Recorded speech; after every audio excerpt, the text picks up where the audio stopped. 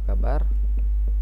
Semoga kita dan keluarga kita dalam keadaan sehat dan selalu dalam lindungan Tuhan Yang Maha Esa. Nah, seperti janji Pak Guru sebelumnya bahwa video pembelajaran berikutnya itu adalah lanjutan dari bab 3. Dan video pembelajaran kali ini kita membahas tentang fungsi bagian kedua. Oke, kita lanjut. Setelah kalian menyimak video ini, pengalaman belajar yang kalian dapat yaitu menyatakan masalah sehari-hari yang berkaitan dengan relasi dan fungsi, menyatakan fungsi dengan diagram panah, koordinat kartesius, dan himpunan pasangan berurutan, menyatakan suatu fungsi dalam bentuk notasi dan rumus, menyusun tabel berisi hubungan antara anggota daerah asal dengan nilai fungsinya, dan terakhir menggambar grafik fungsi pada bidang koordinat kartesius. Oke, kita lanjut. Nah, fungsi itu bisa juga dikatakan sebagai pemetaan. Kita harus tahu dulu pengertiannya apa. Setiap anggota A dipasangkan tepat satu. Nah, ini kalian harus pahami. Setiap anggota A dipasangkan tepat satu anggota B, tidak kurang dan tidak lebih dari satu. Tidak kurang dan tidak lebih dari satu. Ingat ya, pasangannya harus satu. Jadi tidak boleh selingkuh istilahnya ya. Jadi pasangannya harus satu, tidak boleh selingkuh. Relasi seperti itu merupakan relasi khusus yang disebut sebagai fungsi atau pemetaan. Nah, bagaimana cara mengetahui yang tidak lebih satu itu seperti apa? Nah, sekarang coba perhatikan contohnya. Relasi anak dari, ingat ya, anak dari himpunan anak. Nah, anggota himpunan A sudah jelas ya, Dina, Resa, Andri, Irma, Deni. Ke himpunan ibu, Bu Nia, Bu Wati, Bu Nina, dan Bu Ida. Ingat relasinya anak dari. Jadi kalau misalnya ibu, apakah satu anak memiliki dua ibu? Kan tidak mungkin ya. Jadi setiap anak pasti memiliki ibu, ya kan? Nah, kalau kita gambarkan dalam diagram panah, Dina, ingat ya, relasinya adalah anak dari. Ini relasi khusus. Jadi kita ambil contoh itu anak dari. Kenapa anak dari? Kenapa bukan contoh yang lain? Karena anak dari itu kalau kita aplikasikan dalam kehidupan sehari-hari, kita hubungkan dengan kehidupan hari-hari, bahwa seorang anak itu tidak mungkin ya memiliki dua ibu. Jadi setiap anak pasti memiliki satu ibu. Seperti contoh berikut, Dina anak dari Bu Nia, Resa anak dari Bu Wati, Andri anak dari Bu Ida, Irma anak dari Bu Wati, dan Dedi itu anak dari Bu Ida. Nah, sekarang di sini anak dari. Nah, seperti Pak Guru tadi katakan, apakah si orang anak itu memiliki dua ibu? Apakah di sini ada anak yang memiliki dua ibu? Tidak ada kan? Nah, tetapi kalau misalnya ada ibu, ada dua anak yang memiliki satu ibu, itu ada ya. Kalau misalnya dua anak yang memiliki satu ibu, itu artinya saudara. Nah, sudah jelas kan? Di sini, jadi setiap anggota himpunan A tepat satu harus dipasangkan satu di anggota himpunan B. Ingat, setiap anak di sini, setiap anak harus memiliki ibu, ya kan? Tidak ada di dunia ini tidak ada anak tanpa memiliki ibu. Jadi setiap anak wajib memiliki ibu.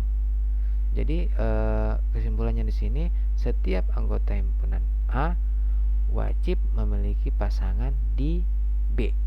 Oke. Nah, kalau ada pertanyaan, kok di sini kosong? Nah, kok di sini bunyinya kan tidak ada pasangan. Nah, kalau pertanyaannya seperti itu, ini tidak ada masalah. Tidak ada masalah. Ini tidak ada masalah ya. Karena yang harus memiliki pasangan itu harus di himpunan A. Tidak diwajibkan di himpunan B. Jadi yang harus memiliki pasangan itu di himpunan A. Walaupun himpunan A itu memiliki pasangan yang sama di B. Misalnya Andri kan anak dari Bu Ida, Dedi kan juga anak dari Bu Ida. Artinya kan sudah jelas. Yang tidak diperbolehkan itu jika anak memiliki dua ibu. Yang diperbolehkan adalah anak harus memiliki satu ibu. Nah, kalau misalnya anak yang memiliki, ya, setiap anak wajib ini memiliki seorang ibu. Oke, sudah jelas ya. Oke, kita next. Nyatakan diagram panah berikut apakah merupakan fungsi atau bukan. Nah, sekarang kita perhatikan gambar 1 itu bukan fungsi. Kenapa bukan fungsi? Karena di sini ada anggota himpunan A yang memiliki dua pasangan. Nih, memiliki dua pasangan. Itu bukan fungsi. Nah, sekarang gambar kedua itu disebut fungsi karena setiap anggota himpunan A, B, C memiliki satu pasangan di B. Gambar ketiga bukan fungsi. Kenapa bukan fungsi? Karena B tidak memiliki pasangan. Anggota himpunan A yaitu B tidak memiliki pasangan di anggota himpunan B. Jadi syaratnya harus di gambar 2. Setiap anggota himpunan A wajib memiliki satu pasangan di B. Sudah jelas ya? Oke, kita lanjut.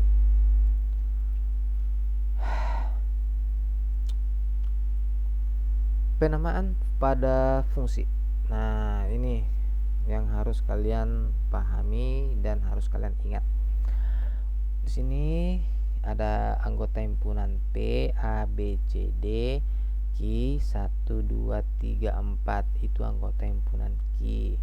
Sedangkan pasangannya A pasangan ke-1, B pasangan ke-2, C pasangan ke-4, dan D pasangan ke-2. Ya kan? Setiap anggota himpunan A memiliki satu pasangan di Q. Nah, sekarang anggota himpunan P itu disebut sebagai daerah asal atau domain. Sedangkan anggota himpunan Q 1, 2, 3, 4 itu disebut sebagai daerah kawan, kodomain. Nah, sekarang bagaimana ini bayangan, istilah berikutnya yaitu bayangan atau peta dari A. Peta dari A yaitu 1 itu bayangan dari A, 2 bayangan dari B, 4 bayangan dari C, 2 juga kan bayangan dari B dan bayangan dari D. Bayangan. Nah, sekarang daerah hasil. Daerah hasil atau biasa disebut sebagai range. Range itu adalah daerah hasil. Daerah hasil di sini adalah 1, 2, dan 4. Oke?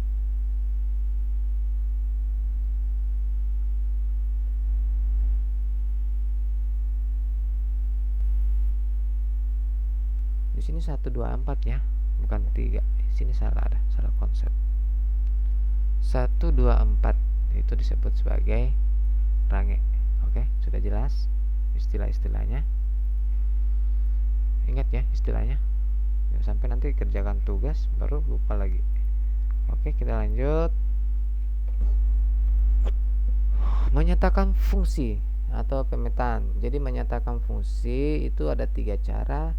Caranya sama juga pada menyatakan relasi, yaitu dengan diagram panah, diagram kartesius, himpunan pasangan berurutan. Sekarang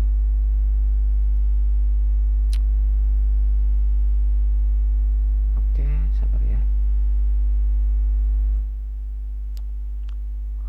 Oke, misalnya di situ ada himpunan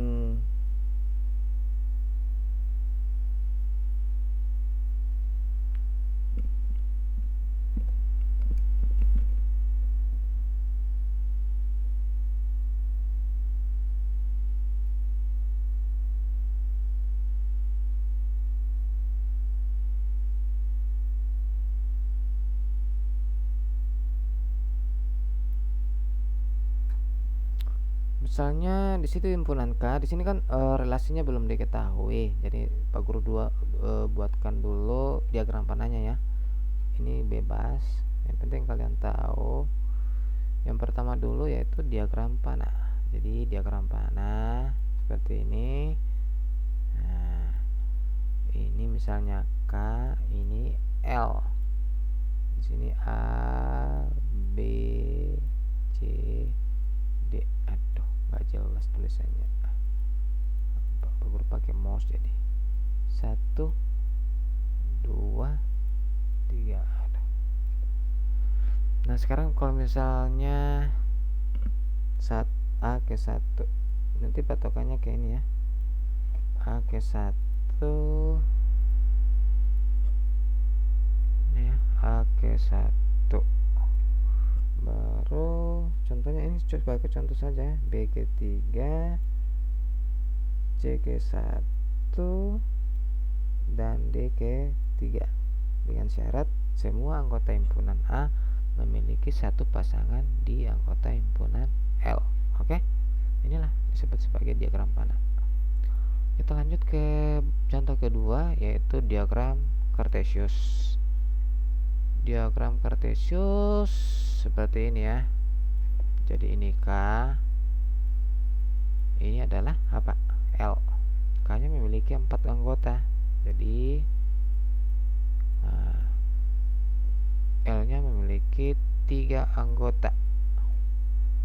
Jadi kalau saya gambar sesuai dengan patokannya di diagram panah.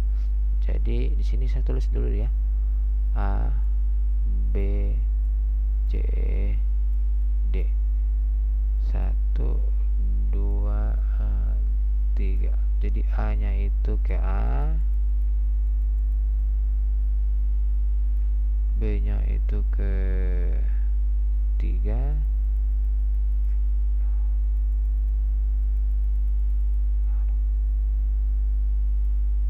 C nya itu ke 1,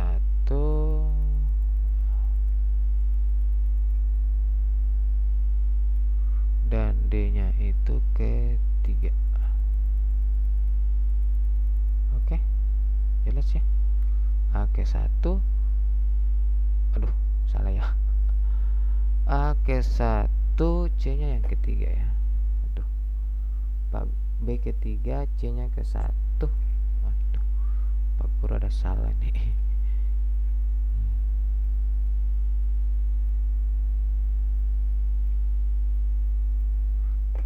Kita ulangi. C ke 1 ya. C ke 1.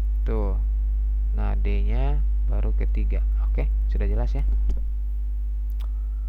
Sekarang kita lanjut ke himpunan pasangan berurutan. Himpunan pasangan berurutan kalau kita hubungkan dengan diagram panah dan diagram kartesius, Pak Guru gambar kerjakan di sini aja ya supaya dia menyatu.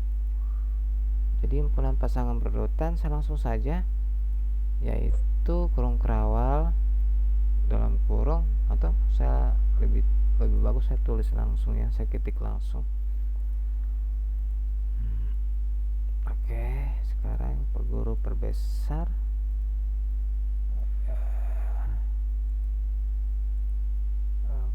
Oke.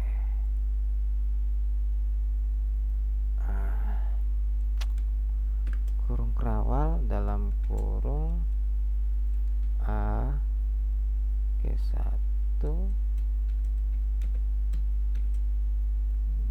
B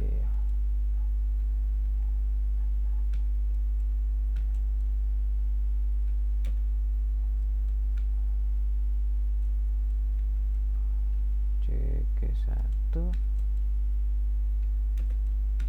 dan D ketiga. Oke.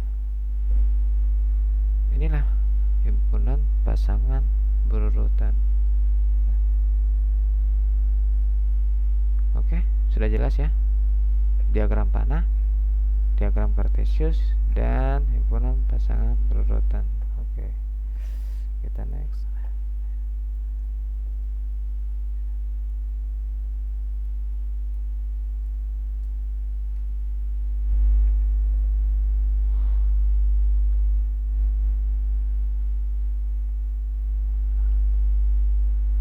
Oke, kita next.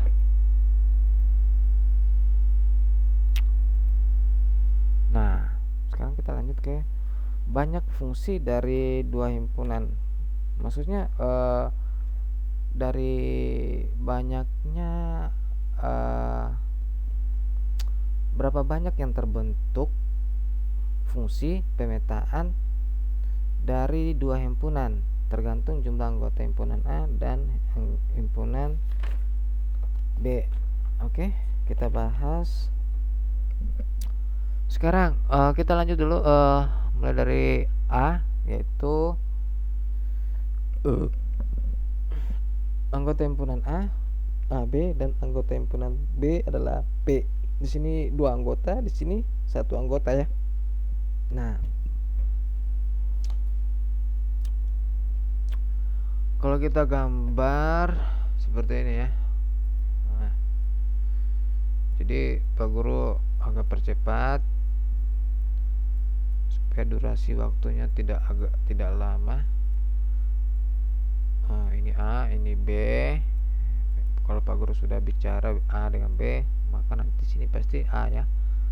Kalau misalnya ada yang kurang jelas, jadi dimaklumi saja. Nah, ini B.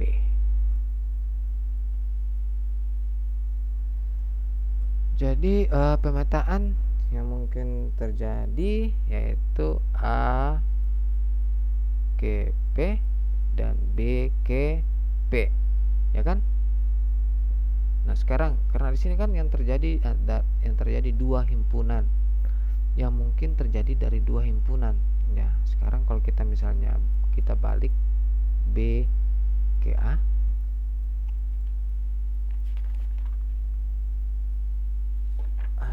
artinya ini salah ini ya.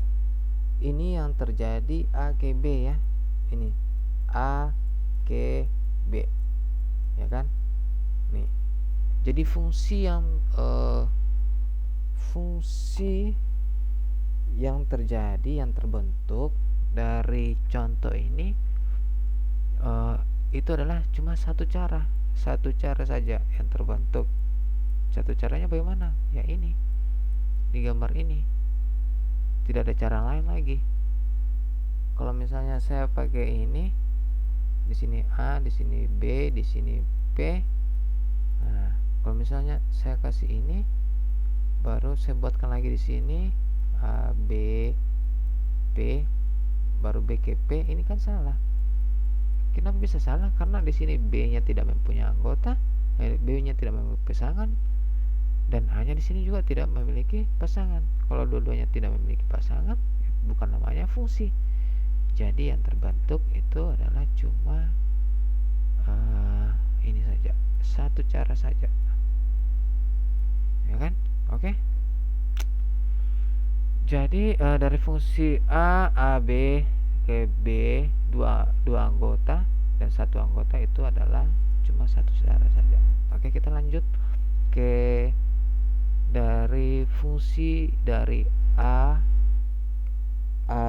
himpunan A adalah A, himpunan B, P, dan Q. Jadi kalau kita gambar di sini A, di sini B, di sini A, di sini B, di sini Q.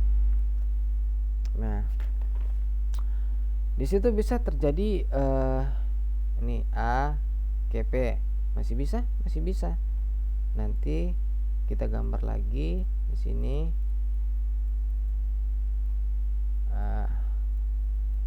Ini Pak Guru pakai mouse-nya agak cepat ya. A, K, Q. Oke. Jadi A, K, P. Jadi dan A, K, Q. Jadi terbentuk dua cara. Oke. A, K, P dan A, K, Q. Oke, kalau kita lanjut bagian ketiganya, contoh ketiganya.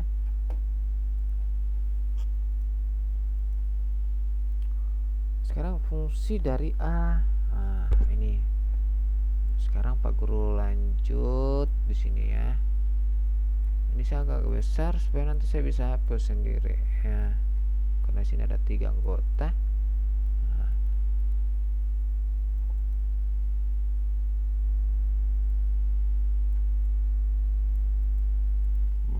Sekarang ini yang terjadi ini berapa ya? Berapa cara yang terbentuk? Ini sabar ya. Kalau kita gunakan cara lain, ini kan cara manualnya agak lama ya, durasi waktunya nanti panjang. Sekarang ini saja perhatikan, jika banyak anggota himpunan A dan anggota himpunan B, maka banyak semua fungsi yang terjadi dari A ke B, yaitu N ini banyaknya anggota ya. N itu menyatakan banyaknya anggota.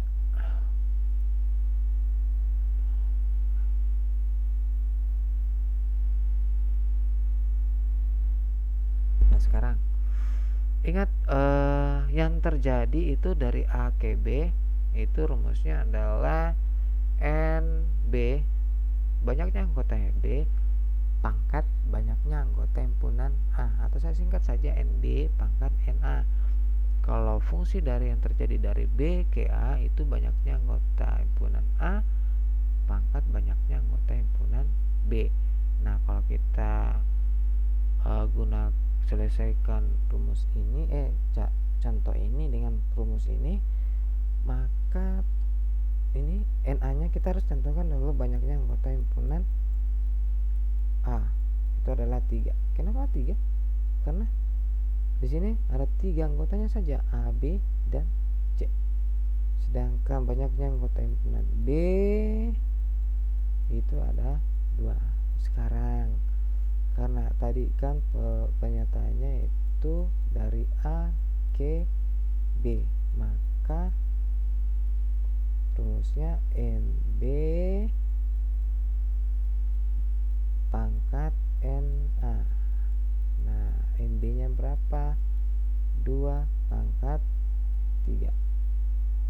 2 pangkat 3 itu artinya 2 kali 2 kali 2. 2 kali 2 berapa? 4. 4 kali 2 8 ya. Jadi totalnya nanti ada 8 cara. 8 cara artinya juga 8 gambar yang terbentuk jika banyaknya anggota himpunan A adalah 3 dan banyaknya anggota himpunan B ada 2. Oke? Sudah jelas?